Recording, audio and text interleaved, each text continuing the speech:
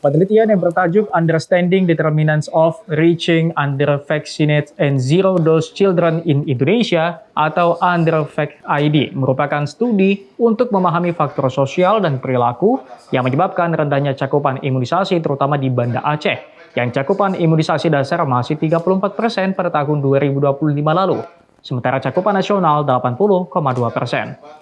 Peneliti utama dari Indonesia Medical Education and Research Institute (FKUI), Dr. Ahmad Fuadi bilang, rendahnya cakupan imunisasi di Banda Aceh dan PD karena tidak diberi izin orang tua, terutama bapak, hingga rasa takut terhadap reaksi pasca vaksin seperti demam atau anak rewel.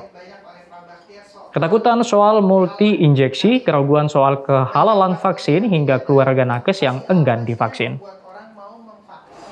Jadi melihat bahwa risiko jangka pendeknya misalnya reaksi vaksinnya itu demam, kemudian bikin repot, rewel di rumah, itu lebih ditakutkan ketimbang melihat apa sih manfaatnya jangka panjang. Nah, ini yang kami lihat masih banyak ditemukan di masyarakat, terutama tadi karena keputusannya ada di orang tua yang laki-laki atau kakek dan neneknya. Keterlibatan tokoh agama dalam edukasi imunisasi dasar lengkap ini juga diharapkan mampu meningkatkan cakupan imunisasi di Aceh. 2012 kita sudah mengeluarkan ada 3 fatwa terkait dengan vaksin ini. Tentu fatwa itu kan tidak serta-merta akan membuat bahwa masyarakat tersadarkan untuk vaksin, tapi banyak sisi-sisi yang lain.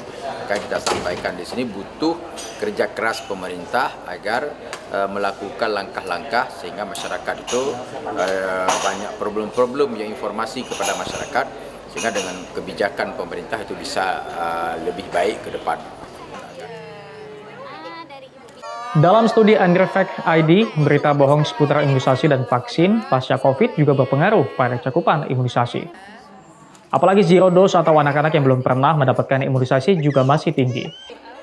Sehingga perlu edukasi dengan melibatkan banyak pihak, terutama ulama atau tokoh agama. Mustajab, Kompas TV, Banda Aceh, Aceh.